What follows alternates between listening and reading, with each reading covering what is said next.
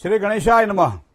या श्री स्वयं सुकृतिनां भवनेश्वर लक्ष्मी पापात्मनां कृत धियां हृदयेषु बुद्धि श्रद्धा सतां कुलजनम प्रभवस्य लज्जा ताम त्वाम नतास्म परिपालय देवी विश्वम। सर्व दर्शक मित्रों सुप्रभात, जय गणेश। હવે દરરોજની જેમ વાત કરીએ દિન વિશેષની। ઘણી બધી વ્યક્તિઓ જ્યારે પ્રશ્ન કરે ત્યારે એના સચોટ અને વ્યવસ્થિત સમાધાન માટે પ્રયત્ન આપણે જ્યોતિષના માધ્યમથી કરતા હોઈએ છીએ અને એવો જ એક પ્રશ્ન મોટાભાગે આજના યુવાનોને આ વસ્તુ દેખાય છે કે મારે સરકારી નોકરી કરવી તો સરકારી નોકરીના યોગ ક્યારે થશે? શું સરકારી નોકરીના યોગ છે? પહેલો તો પ્રશ્ન આ થાય। બીજું, ભાગ્યના ઉદયની વાત જ્યારે હોય ત્યારે ક્યારે ભાગ્યનો ઉદય થાય, ક્યારે સારી નોકરી મળે અથવા તો શેમાં મને લાભ થાય અને નોકરી મેળવવા માટે મારે શું ઉપાય કરવા જોઈએ? તો આ બધી વાતોનો વર્તારો જ્યોતિષના માધ્યમથી આપણે કરીએ મિત્રો। સામાન્ય રીતે બે વસ્તુ આપણને જોવા મળે છે। એક તો વ્યવસાય, ધંધો કઈ રીતે કરવો, બિઝનેસ કઈ રીતે કરવો, શું કુંડળીમાં બિઝનેસના યોગ છે? તો આવા પ્રશ્નોની બાબતમાં સંતાનોની જે ચિંતા છે મા બાપને એ અસ્થાયી નથી। કારણ કે દીકરો કે દીકરી મોટા થાય, સારું ભણાવેલા હોય, અભ્યાસમાં સારી સફળતાની પ્રાપ્તિ માટે મહેનત કરી હોય, સારી ડિગ્રી મેળવી હોય, પછી એ નોકરી માટે પ્રયત્ન કરવા છતાંય જ્યારે સફળતા ન મળે ત્યારે ઘણી વખત પહેલાથી જ રઘવાટ થાય કે ભાઈ હજી તો એસવાય ટીવાય બધું બાકી છે અને પૂછે કે ક્યારે એને નોકરી મળશે, કેવી નોકરી મળશે। તો આ બધી વસ્તુઓ પહેલા આપણે બે વિભાગમાં જ્યોતિષશાસ્ત્રમાં વહેંચાયેલી છે। એક વિભાગ છે વ્યવસાય અને એક વિભાગ છે નોકરી। શું કરે તો સારી સફળતા મળે? ઘણી વખત નોકરિયાતને ધંધામાં સારી સફળતાની પ્રાપ્તિના યોગ દેખાતા આવે છે, ઘણી વખત નોકરિયાત વ્યક્તિને ધંધામાં સારી સફળતાના યોગ દેખાય અને ઘણી વખત ધંધો છોડી નોકરી પણ કરવી પડતી હોય છે। તો નાની નાની બાબતો નથી, મોટી વિશાળ બાબતો એટલા માટે છે કે તમારા આધારે આખું ઘર ચાલતું હોય છે અને એટલા માટે દરેક વ્યક્તિને એવો વિચાર આવે કે ભાઈ મારી એવી પરિસ્થિતિ હોય, આર્થિક આજીવિકા હોય કે સ્થિરતાવાળી મને પ્રાપ્ત થાય જેના કારણે મને ટેન્શન ન રહે। તો સંતાનોના ભવિષ્યની બાબતમાં માતા પિતા જ્યારે ચિંતિત રહેતા હોય ત્યારે ખાસ તો એની કુંડળી જોવી પડતી હોય છે કે અભ્યાસ પૂર્ણ થયા પછી મારું બાળક, મારું સંતાન એ સ્વતંત્ર વ્યવસાય કરી અને સારી સફળતા મેળવશે, પોતાના પિતા સાથે, પોતાના કાકા સાથે, પોતાના મોટા ભાઈ મોટા બાપુ સાથે કે પોતાના મામા સાથે, મોસાળ સાથે સંકળાઈને કોઈ વ્યવસાય કરશે, પોતાના મિત્રો સાથે એક સ્ટાર્ટઅપ કરશે, શું કરશે તો એને સારી સફળતાની પ્રાપ્તિ થશે। હવે કદાચ માનો વ્યવસાયના સારા યોગ નથી તો નોકરી કરવાની હોય તો નોકરીમાં એ પ્રાઇવેટ નોકરી કરશે અથવા તો ગવર્મેન્ટ જોબ એને પ્રાપ્ત થશે। તો આ વસ્તુ સહજ રીતે આપણે આ વસ્તુ જાણી શકીએ છીએ। બીજી વસ્તુ તમને કહું, ઘણી વખત તમે જોજો કે નોકરી આપણે એટલા માટે સ્વીકારીએ છીએ, મા બાપ પણ એવું વિચારે કે ભાઈ છોકરાને એક સારી નોકરી મળી જાય તો સારું। અભ્યાસ પછી જે પરીક્ષાલક્ષી તૈયારીઓ જે કરતા હોય, નોકરીલક્ષી જે તૈયારીઓ કરતા હોય, આપણે પૂછીએ એમને ભાઈ તમારે શેમાં નોકરી કરવી છે કે એ ખબર નથી, કારકુનથી માંડી કલેક્ટર સુધી જેમાં મળે પણ સરકારી નોકરી જોઈએ છે। શું ભણ્યા? તો કે આટલું ભણ્યા। હવે એજ્યુકેશન પ્રમાણે જો જોવા જઈએ અને એનું સ્ટાન્ડર્ડ જોવા જઈએ તો કદાચ આપણને એવું લાગે કે આ પરીક્ષાલક્ષી તૈયારીઓની અંદર જે નાની નાની જે જોબ છે, જે સ્થિરતાવાળી જોબ છે, જ્યાં લાંબા સમય સુધી સારો પગાર મળવાનો છે, ભવિષ્યની અંદર એમ કહેવાય કે ભાઈ જ્યારે પોતે નિવૃત્ત બને પછી કંઈક સારી આજીવિકાની પ્રાપ્તિ થાય છે, તો એ સ્થિરતાવાળું કામ જેને કહેવાય આજીવિકાની બાબતમાં સ્થિરતા જોવા મળે છે, જેમાં જોખમ ઓછું છે અને પગાર નિશ્ચિત છે। તો એ આવા કુંડળીના કેવા કેવા ગ્રહો હોઈ શકે કે જેની અંદર માણસ પોતાની સેલ્ફ સાઇડ જોતો હોય અને એ સેફ સાઇડની અંદર એ પોતે પોતાના કાર્યને કરતો હોય, એ વસમાં નોકરીમાં આધાર રાખતો હોય। હવે બીજું, વ્યવસાયની અંદર તમે જોજો, વ્યવસાયની અંદર એક તો માલિકીપણું છે, પોતાની માલિકીનું એ વ્યવસાયની અંદર જોઈ શકાય છે, સાથે સાથે સ્વતંત્રતા, અને બીજું કે એક વર્ષે જે કમાણા એના કરતા બીજા વર્ષે ડબલ કમાઈ પણ શકાય છે અથવા તો જે કમાણા એમાં ઓછું પણ થઈ શકે છે। મતલબ એ અસ્થિરવાળું કામકાજ છે। પણ ભાગ્યમ ફલતે સર્વત્ર ન વિદ્યા ન ચ પૌરુષમ, પુરુષાર્થ ફળ આપે છે પણ ક્યારે? ભાગ્ય સાથ આપે ત્યારે, અને ભાગ્યને જોવા માટે જ્યોતિષનો આધાર લેવો પડતો હોય છે મિત્રો।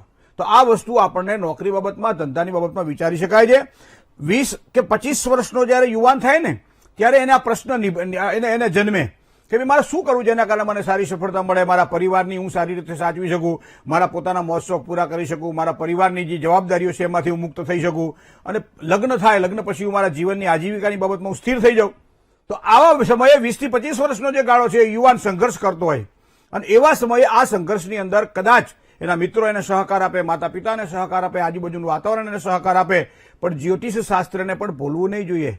કારણ કે જ્યોતિષમ અયનમ સ્મૃતમ, તમને જોવાનું જે દ્રષ્ટિ આપે છે, જે દ્રષ્ટિ જ્યોતિષ આપે છે। તો આવા સમયે સામાન્ય રીતે આપણે જોઈએ કે ઉદ્યમે નહીં સિદ્ધ્યંતિ કાર્યાણીન મનોરથે, જે યુવાનોએ વ્યવસાય કરવો છે, ઉદ્યમ કરવો છે, એને હંમેશા મનોરથો સારા રાખવા, પણ મનોરથો એવા રાખવા કે જેની સાથે તમારો ઉદ્યમ પણ હોય. તો ઉદ્યમે નહીં સિદ્ધ્યંતી, કાર્યાણી ને મનોરથે, ખાલી પરીક્ષાઓ આપવાથી અથવા તો ખાલી આગળ વધવાથી સફળતા નથી મળતી. સફળતા ત્યારે મળે છે જ્યારે તમે ઓતપ્રોત થઈ જાઓ એની અંદર. વ્યવસાયની અંદર સામાન્ય રીતે એવું કહેવાય છે, આપણા ગઈઢિયાઓ એવું કહેતા કે તમે 1000 દિવસ તમે તમારા વ્યવસાયને આપો તો 1001મા દિવસે એ વ્યવસાયની ઉપર પાંદડા નીકળે, અને એ પાંદડા નીકળે પછી ધીમે ધીમે ધીમે કરતા કરતા એની અંદર ફૂલ બાજે અને ફૂલમાંથી એક ફળ તૈયાર થાય. તો એનો મતલબ વ્યવસાયની અંદર તમારે રાહ જોવી પડે, પણ એક વખત એ ફળ આવી જાય પછી કઈ વારંવાર એને ફળની રાહ જોવા માટે 1000 દિવસની રાહ નથી જોવી પડતી.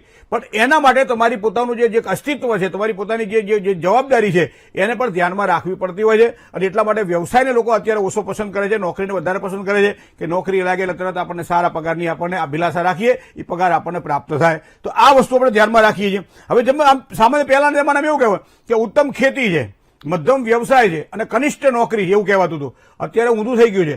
કનિષ્ઠની જગ્યાએ સારામાં સારી જો નોકરી મળે તો માણસ ધંધોય ના કરે, ખેતી ના કરે, જમીન વેચી મારે, બરાબર, ઘરના ઘર શેરમાં લઈ લે. શું કામ? કે ભાઈ સારી નોકરી મારા છોકરાને છે, ખેતર વેચી મારો, બે કટકા વેચી મારો. શું કામ? કે આ ક્રમ બદલાણો છે મિત્રો કળિયુગના આધારે, અને એના આધારે માનસિકતા મારી તમારી બદલાણી છે. તો વ્યવસાય ક્ષેત્રની અંદર કદાચ તમારે કુંડળીમાં નોકરીનું સ્થાન જોવાનું હશે તો એ જન્મ કુંડળીમાં 6થું સ્થાન જોવું પડશે મિત્રો. સામાન્ય 3 ભને અહીંયા તમે આધાર રાખી શકો જ્યોતિષની અંદર. એક ભાવ, મતલબ જે ભાવ છે તે જન્મ કુંડળીમાં 12 ભાવ આવે છે.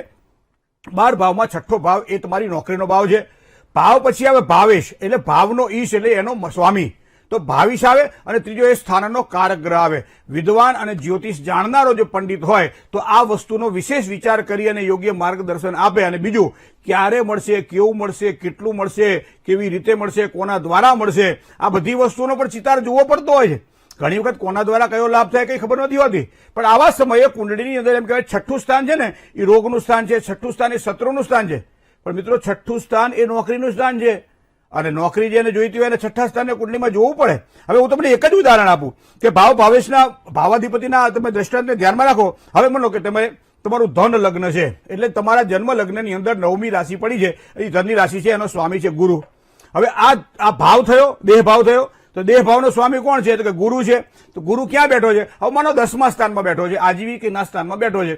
તો હવે આજીવિકાના સ્થાનમાં એટલે કેન્દ્રાધિપતિ કેન્દ્રમાં આવ્યો, મતલબ આ વ્યક્તિ ઊંચું વિચાર કરવા વાળો, કાં તો વ્હાઇટ કોલર જોબ અથવા તો સારું પોતાની સક્ષમતાવાળી નોકરી મેળવે અથવા તો વ્યવસાયની અંદર સફળતા મેળવે.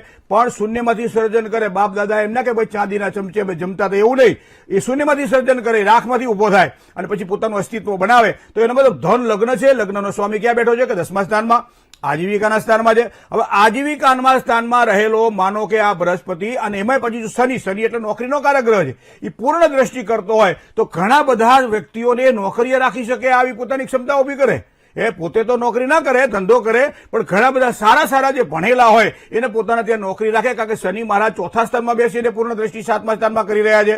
તો એક દ્રષ્ટાંત તમે આ જુઓ. હવે બીજી વાત હું તમને કહું, 6થા સ્થાનને રિલેટેડ વાત કરું તમને. માનો કે જન્મ લગ્ન જે છે એ તમારું તુલા લગ્ન, સિંહ લગ્ન છે. હવે સિંહ લગ્નનો સ્વામી કોણ થયો? સૂર્ય.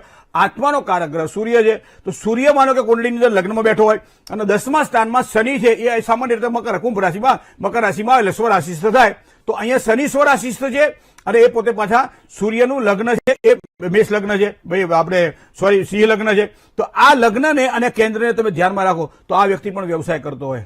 હવે આવી નાની બાબતોને ધ્યાનમાં રાખવી પડે. આત્મવિશ્વાસ સૂર્ય દ્વારા મળે, મનની શાંતિ અને સ્થિરતા ચંદ્ર દ્વારા મળે, ઉત્સાહ સાથે સાથે ઉમંગ અને કાર્ય કરવાની ધગશ, અને સાથે સાથે સાહસિકતા મંગળ આપે. એમાં પાછું બુદ્ધિશક્તિનો ઉમેરો કરવો પડે, મતલબ બુદ્ધ આપે. એની અંદર પોતાનું સ્ટેટસ એટલે પોતાનું વાતાવરણ બનાવવું પડે, એ ગુરુ આપે. અને એના દ્વારા લક્ષ્મીની પ્રાપ્તિ થાય, એ શુક્ર આપે. મહેનતને કોઈ પર્યાય નથી, એનો શનિ આપે.